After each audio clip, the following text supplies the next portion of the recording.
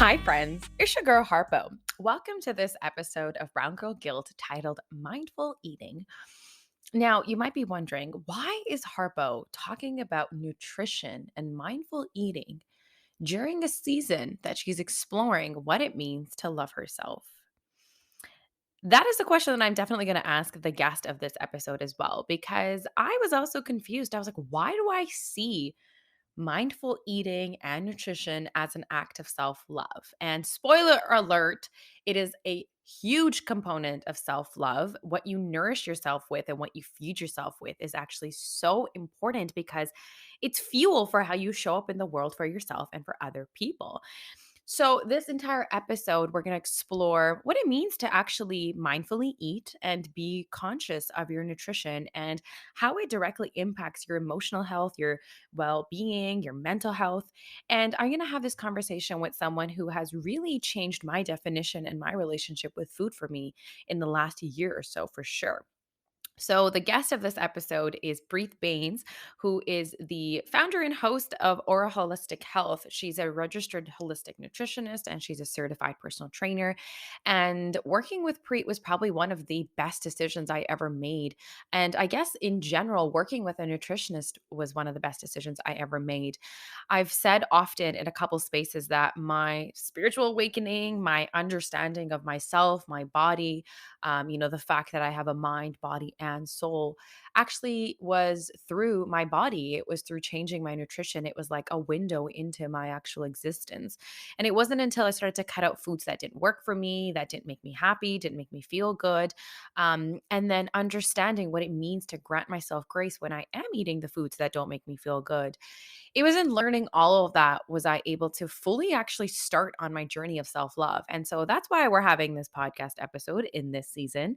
But I'm also curious to know at maybe a more, holistic level, why nutrition is so important for self-love. Hi, Preet. Welcome to the Brown Girl Guild podcast. Hi, Harpo. Thanks for having me. I'm super excited. I'm super excited to have this conversation with you. I feel like ever since, I've been working with you and we started the podcast, I was always waiting for the right time for us to have a conversation like the one we're going to have today. And I'm just so excited that we're having it in this context for this season and at the time that we're exploring what it means to really love ourselves. Yeah, it's mindful eating is a really big thing.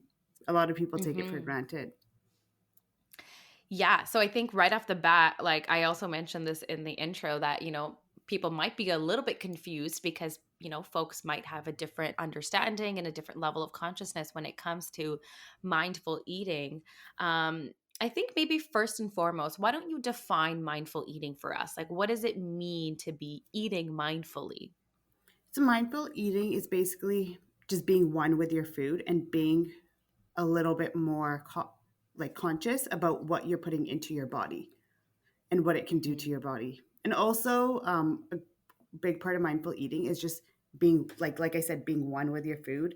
Just actually sitting there, being grateful for whoever prepared your food, and just actually just smelling it, just diving right into it. It gives you a whole different experience than just eating when you're on the go. And basically, yeah, mindful eating. If I was to sum it up, it would be just being one with your food. Hmm. Yeah, I think like you also call it food hygiene in the in your protocols that you send to clients like me, you call it food hygiene. And that was the first time that I feel like I'd ever heard of that term or thought about my food as like something that I can have different processes and steps attached to, and to like consider it like hygienic to do those things while I'm eating. Yeah. It's also, you can also call it food hygiene. It's actually, um, it's a really big thing once you start getting into it. At first, it all depends on where your headspace is as well too.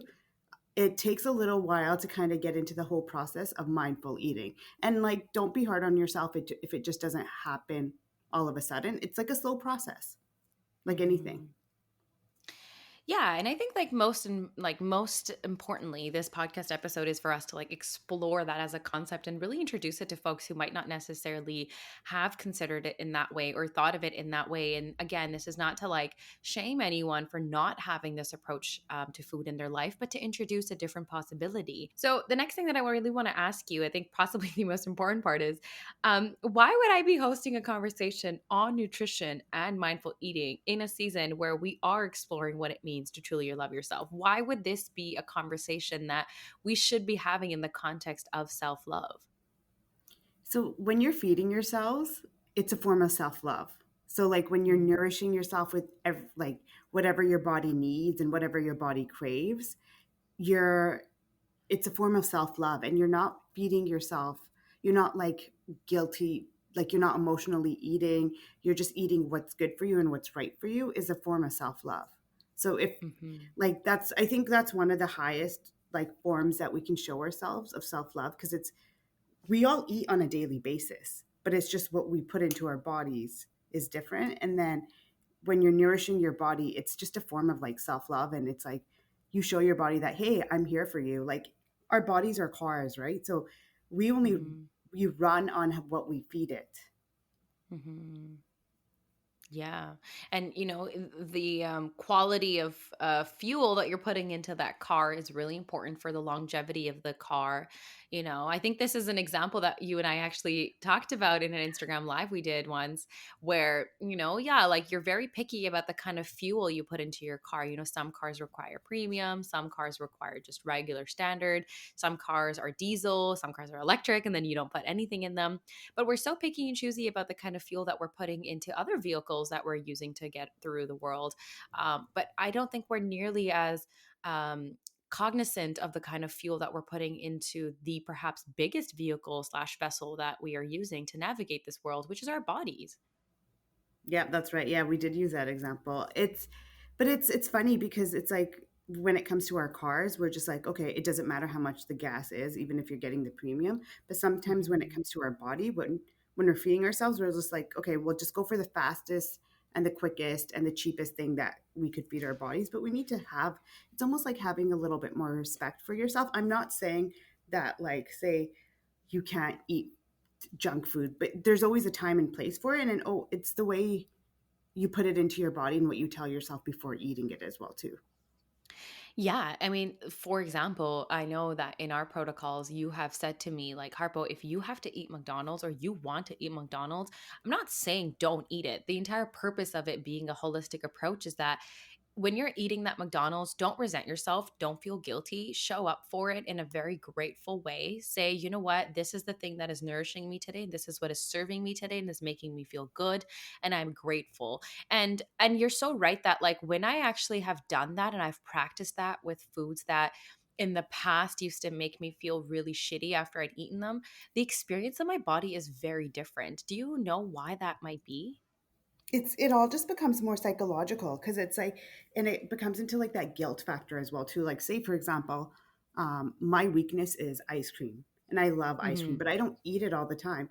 But there used to be times when I just used to eat ice cream, and then I would beat myself up about it, like, oh my god, I can't believe I ate ice cream. And then I'd be running to the bathroom. It just wouldn't agree with me. Like, and then I started telling myself, okay, I want ice cream. I deserve this ice cream. Whatever my body will take from it, it'll take from it. And Hmm. whatever my body doesn't need, it'll just kind of expel it. So Yeah. it becomes a psychological thing, right? So then it's just telling yourself that. But then it's also not like, you almost have to see food, like you have to take that out of your head, like good and bad food, because I Hmm. like what because we're so conditioned, like, okay, this is good food, this is bad food. There's a difference between good and bad food, but when we're making these choices, you kind of almost like you can't associate the bad food and feel guilty about it, because it's just Hmm. the way it resonates in your body. Your body knows how you're feeling and what you feel towards that food, but if you're not fully welcoming it into your body, it's not going to sit well with you. I feel like I've for a long time carried a lot of judgment towards this idea of good food and bad food to myself, and most recently I've been finding I'm holding a lot of judgment towards other people. So what I mean by that is when I was I guess in like when I was like a late teenager, early 20s, I stopped eating like chips and candy. I stopped drinking pop. I don't drink pop at all. Actually, I always opt for like water or maybe a very basic juice or something. And I used to judge people, I guess, like maybe before the judgment of others. I used to judge myself a lot if I did want to indulge in a little bit of like, crush or like a fruitopia or something.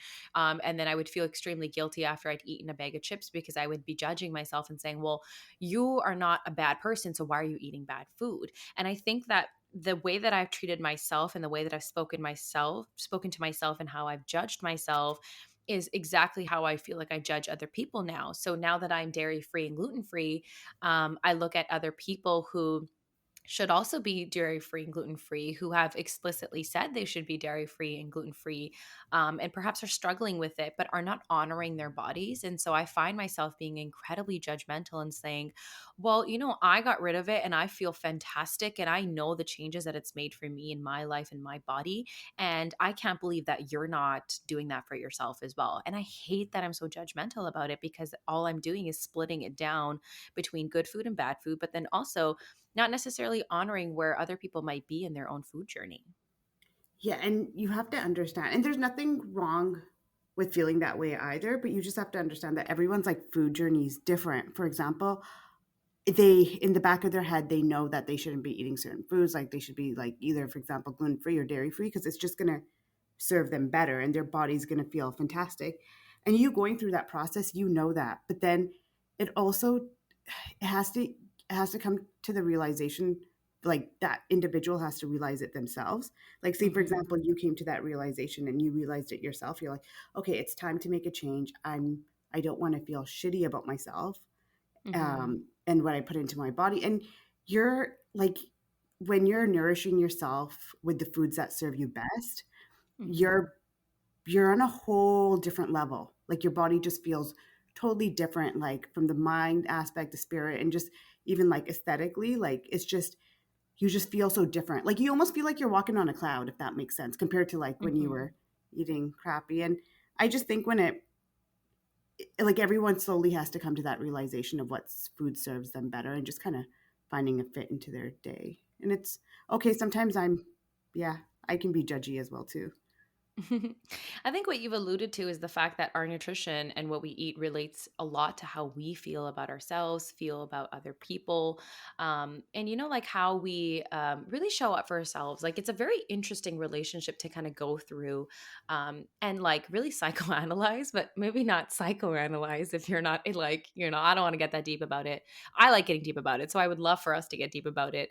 Like so really like what does it mean like I think we've kind of talked about the fact that yes, food is the fuel that helps us move this vessel, but at a deeper level, like how is the food that we put in our bodies directly related to like how we feel about ourselves at a very basic sense? Like how does it relate to self-worth and that feeling like why do we get a cloud nine feeling when we're eating better but versus when we're not? It's just so like when you're eating the foods that serve you better, you're automatically, your body's on a higher vibration as well too, because you're Mm-hmm. eating all these whole foods that are grown in the ground. So there's a lot of studies that out there that, with foods grown on the ground, and when you prepare your own foods, your food, the way it just goes into your body, it's on a higher vibration, opposed to like, say, foods that are processed. And say for example, take fries. If you're ordering fries and you feel lethargic afterwards, it's not serving Mm-hmm. your body, because it's not, you're only gaining what you need from it, which is probably just a couple of nutrients from the potatoes, and that's about it. So Right. it does, so like the food that we fuel our bodies with, it does serve us in a whole different purpose, not just like nutritional value and stuff, but like, so think about it this way. So the food that we're serving, that food that we're eating will also help us with our everyday lives, in the sense of like, say, brain fog, like we're not so cloudy, and also emotionally as well too. Yeah, I'm so happy you went there because I really wanted to talk about food as a vibration. I really wanted to talk about food as a like a way for you to gauge your own frequency and increase or decrease your frequency. Because if we're of the belief that all is one and there is a frequency and an energy for everything, that even our food, right? Like you're right, like what is most of our food? It's either plant based or it's like mostly animal based, and so we're consuming a lot of like living things all the time, for the most part. I mean, then there's some things that are artificially genetically modified, and Mhm. that's a whole different case. But for the most part, we are eating things that are like living things, plants, animals. And so everything carries a vibration and everything carries an energy. And I feel like you have to be so picky about the kind of energy and vibration that you're putting into your body. And I know, like, when I'm having like if I'm going through a really tough time, or I know that I have to be in a position where I'm going to be required to be really focused and really disciplined, I will cut certain things out of my diet just because I know of the frequency and vibration that they provide. So if I'm going through like a really stressful period, like running a festival or attending a wedding, I won't drink coffee. I won't eat, I won't eat meat just for that day or so, because I feel like that kind of energy is going to slow me down and lower my frequency at a time where my energy is already battling to be a little bit higher. Any other given time, like if I'm not in a stressful period, a cup of coffee doesn't necessarily hurt. But like when you're in a very stressful period, it can really like impact the way that you operate through the world. And so yes, it's definitely related. I think like if you're eating foods that and you're finding yourself being really emotional all the time, maybe the foods that you're bringing are like really opening you up into an entire portal of like just other people's energies coming into yours. Maybe you're lowering your frequency by eating foods that make you feel really upset and even more depressed. Those are all Mhm. definitely factors. Yeah, it plays like it plays a huge role. But I'm actually very proud of you that you've come to the realization of when to drink coffee and when not to drink coffee. Because We got a long way to go, sis. it's no, because it's true. Because like you're in tune with your body, and it took you a little while to get there as well too. Because you're like, okay, this this is how coffee makes me feel. So I know when I'm at a stressful state, I can't drink the coffee because it's not going to serve me. You're either going to get like your cortisol is going to get really high, so you're just going to get the you. It's not like you're going to get the jitters, but you'll have like a big spike, and then you'll come down Mhm, and have a crash.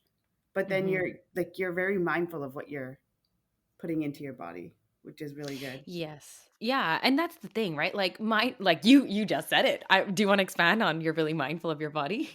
Yeah, like being mindful of your body. It's just, but it takes a while to know what serves the purpose of your body as well too. And it's Mhm, not, it's a touch and go. Like, say for example, vegetables, even though they're grown in the ground, they carry high vibrations. They might not work for the next person. So just kind of finding what foods work best for you and what sits well with you is you're going to increase your vibrations. And around, like, I tell you this, Harpo, all the time, I your energies is like totally different from when I first met you. And a part mhm. of it has to do with what you're putting into your body. Yeah. Yes, And it's then, how you relate to yourself, how you feel about yourself, right? yeah. And you owe it to yourself to feed yourself with like the optimal fuel and whatever works for you in that sense. And whatever you're feeling that day as well, too. Like, you owe it to yourself. It's like you were saying, like we were saying, it's a form of self love. Like, nourishing your body is a form of self love. Because otherwise, if you're just putting garbage into your body, you're not really doing the act of self love that you should be. Mhm, And then I also want to touch base on how we were talking about like the food vibrations, like how they grow on the ground. And say, for example, like you have like your dad has a huge garden in the back, and then when you eat mhm. those fruit, like you eat those fruits and vegetables from the garden, you probably feel a different vibration from like when you're getting the store bought vegetables. They probably sit with you Because yeah. differently. It's a labor of love because my dad has really like planted those things for himself and his family, and he's poured a lot of love, care, and attention into what he's growing. It's a labor of love when you've had it. Yeah. Yeah. No, and I was also going to touch base on a little bit about like organic eating and not organic eating. Like organic eating is, if it fits your budget, then eat it. But like say for example with the meats, we should kind of be more mindful of how, like if you want to make sure the meats are organic and they're grass fed and antibiotic free, because think about if you're an animal eater and then think about how the animals are brought up and what kind of lifestyle they had before they came onto your plate. Um, it's going to resonate in your body a whole different way as well too. Mhm. Yeah. And that's why like I think like sometimes like the justification that I've gotten from a lot of vegetarians, not that I'm there yet, but the justification that I've gotten from a lot of vegetarians is that they don't want to take on that energy of I mean cuz it is, right? Like yes, there's many arguments for you know for our meat production and why we eat meat and etc, but like at the core of it we are killing the animals, right? And then we're taking their life force from them and then we're consuming them. So I think the justification for a lot of vegetarians, I do understand the rationale because they just don't want to participate in that kind of energy exchange. And like that to me, I think the first time a vegetarian told me that, I was like, ooh, like I'm not there yet on my self-love journey to give it up, but I do understand the rationale. Yeah, it does make a lot of sense when you put it that way. Yeah. And the other thing that I always say, and like, I don't know if people understand this when I'm saying this, is like when I truly love myself, I will give up alcohol and coffee because I know in my core that those things like judge the like they don't sit right with me. Yeah. And yet I'm still doing it because I truly feel like, oh, like, no, it's not a big deal. Like I can do it. But yeah, like coffee, genuinely, I feel like I want to get to a place in my life where I don't drink it anymore. Even alcohol, like I think wine is a different experience for me, but like hard alcohol, hard liquor, I would love to like give it up because I think that my body is definitely telling me, I know my body enough, right, that I'm tuned in enough to my body to know that those things aren't working for me, and yet I'm still doing them. So I always just joke and say, when I truly love myself, I will stop doing these things. Yeah, it'll be like the next level of self-love. You're like, that's it. I'm not drinking any hard liquor or drinking coffee. Yeah, definitely. So, Yeah. I want to ask you now, how can we start to nourish ourselves to our highest selves? Like now having maybe, for anyone who's listening, now having known a little bit more about how food is frequency, food is energy, how can we tune into our bodies so that we're feeding ourselves to our highest selves and, so that we can cultivate having a healthier, more mindful relationship with food and nutrition that is beneficial for our mental health? Like, as a holistic nutritionist, what advice would you offer for that? So it starts off very simple. Just eating without any type of electronics, because the electronics will pick up waves for your food as well too, but you're just, like I was saying in the beginning, you want to be one with your food. So just like even going through the process of like say preparing your food, because that's where the digestion process starts. It's like the sense of smell kicks off all the digestive enzymes, which will kind of relate to like, okay, yes, we want to eat this food. So just sitting with your plate and giving thanks to your plate as well too, like, okay, thank you for, if somebody in your family made that food or your partner made the food or your friends, whoever it is, or the cook at the restaurant, you kind of want to just say thank you, thanks for the farmers. And that way it's like you're just putting it out there to the universe that you're grateful for this meal that you're getting, and then slowly just enjoying and chewing your food, and you're not in a rush. Start off, that's the simplest way of starting off, and making sure that you're eating whole foods as much as possible. So you want to stay away from the processed foods, and just even be a little bit mindful of when you're doing that. Like if you have some processed food, see how it feels and how it like resonates in your body. And then Hmm. when you're sitting there and eating like foods that are like uh, whole food whole foods, and see how that resonates with your body. And then also just if you're going to eat something bad or something that's not going to serve you, don't have that guilt around it, because that's what kind of eats at your body. So just tell yourself like, okay, my body will just take whatever it wants from this, and if whatever doesn't serve it, it's just going to expel from my body. So just, and Yeah. drinking water makes a big difference. Yeah, I think the part about the distractions that you like I because I've gone through this process with you. This is something that you've offered in your protocol as well to like really put away the electronics and put away the distractions. And sometimes it can feel really awkward to like really pay attention to your food because so much of our even our social life is centered around eating and being social and distracting ourselves. But I think like it's really interesting that when we do put away our distractions, you have an I would say better, but you have an entirely different experience with how you're eating. Yeah, it's a whole different experience compared to like say if you have the TV on in the background, you're on your phone, you're on your computer, the food just sits differently. You almost feel a different type of fullness. It's hard to explain. And then Mhm. you was it last week? You're gonna be like you're such a creeper. You went for brunch by yourself. How did that feel? Like that was probably a whole different experience as well too, because it was just you and your food. Yeah, I went to go have brunch by myself, yes, and it was like I really was like, okay, Harpo, like don't even please don't try and distract yourself even during this moment. Put your phone away. I had a book with me, but I really wanted to be able to like be in the present moment. And I mean, like the entire act of it was a very, like reclamation based liberatory experience, whatever the words are, because I wanted to be able to show myself and feel like I can do things by myself, and I could do them if I really enjoy them. But yeah, like really like so I put it on Instagram and somebody responded to me and said, even now, do not distract yourself don't distract yourself by being on your phone or like watching the TV on the screen at the restaurant.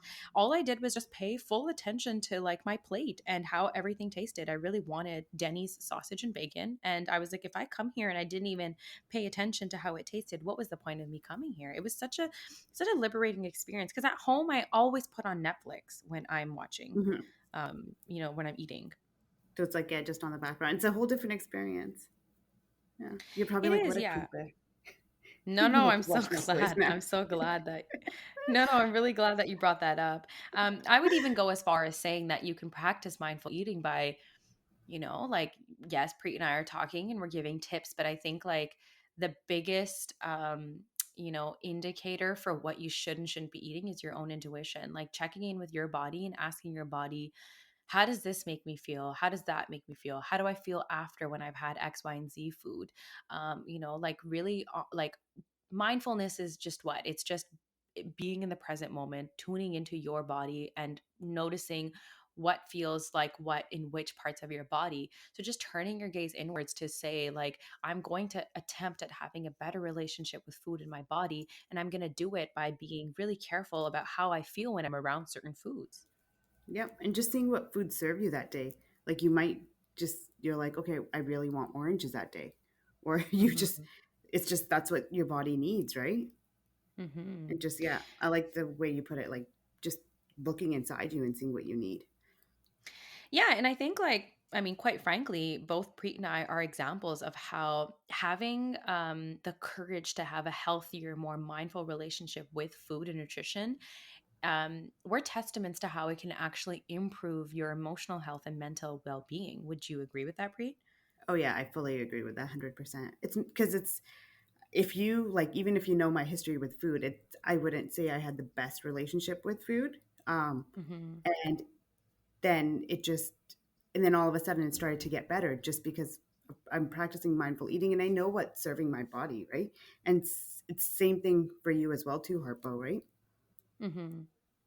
Yeah. Yeah, I feel like ever since I've really been paying attention to food, I just moved differently through the world. Even like I was at my cousin's wedding in early October, and I preemptively got myself meal prep. I think I was mentioning this to you too, that I got myself meal prep because I really wanted to set myself up for success during a very stressful period. And that's all that it is, right? Like I'm mindful enough that thought did cross my mind that my nutrition and what I was going to eat during that wedding week was something that I was really cognizant of maybe even a month before. Like a month before I started to think about, okay, where am I going to get meal prep from? What meals am I going to eat? Where am I going to store them? Am I going to take them with me to the wedding house? And if I don't have access to my meal prep, which kinds of foods can I eat from the buffet or whatever? And I think like setting myself up for success so that I'm not feeling like crap during the wedding week, and during, again, like in general, a very stressful period, is how I honor myself, is how I love myself, to say, like, I'm not going to throw caution to the wind during a very stressful time. That's, I think, like, in general, if we just step away from even the conversation about mindful eating and nutrition, that's what it is. To really truly love yourself is to set yourself up for success and to put yourself first, and not to put yourself on the back burner, and to use excuses like, well, my life is too busy right now, so I can't show up for myself. That's so true. I like the way you put that. And I'm very proud of you that you thought that far ahead where you were, yeah, you were telling me that you were meal prep, you were going to get like some meal prep and yeah. And you've probably felt so much better throughout the wedding week as well too, right? Yeah, I really, really did. So Preet, before we wrap up, I did mention in the intro that you're a registered holistic nutritionist and that you're a certified trainer. I've found exponential value by having you in my life and having you help me navigate, my relationship with my body and nutrition. If somebody was to, consider working with a holistic nutritionist, consider working with you, what would the benefits be of that, and how could you add value to their life, and how would, like, even like approaching your health holistically, what would that do for folks? So what I do, what I like to tell myself I do is I like to educate people about their bodies and what works for their bodies and what, say for example, if you're having some sort of issues right now, like certain alignments, I kind of help you get to the root cause of it, and then I I coach you and educate you on what some, like with nutrition as well as just like a more of a spirited aspect of it as well too, and supplementation as well too. So it's just getting to know your body on a whole different level. That's the way I like to put it. And kind Hmm. of letting go of, like, say, for example, if you have digestive distress, some type of hormonal stuff, kind of starting to let go of that and like shedding that out and figuring out what's causing that. And then just coaching you on your nutrition and telling you helping you make the proper choices and telling you what kind of serves your body. Hmm. Yes, it's someone that can help you navigate maybe perhaps any confusion that you've had, when it comes to being feeling fully empowered in reclaiming your nutrition and your body. Mhm. And if folks want to connect with you directly, Preet, how can they do that? So they can email me at pre@auraholistichealth.ca, and they can also send me a DM on Instagram as well too. Yes, and Preet does a lot of outreach and work around, specifically, like women's bodies and women's relationships with their bodies as it pertains to like their reproductive health. I mean, I didn't say that in this episode because I feel like I just don't stop talking about this, but Preet really helped me navigate my relationship with PCOS, polycystic ovarian syndrome. That's the entire purpose that I even connected with Preet and wanted to, change my nutrition habits. And so, Preet often does outreach around PCOS awareness. And, like, tons of her clients also come to her when they have things like endometriosis. So there's also definitely that Preet is able to help you get empowered on. So thank you so much for being on this episode with me, Preet, and talking to me about nutrition and mindful eating. I really hope that everybody who was listening got a lot of value out of this episode as well. And thanks for having me, Harpo. It means a lot. Thank you.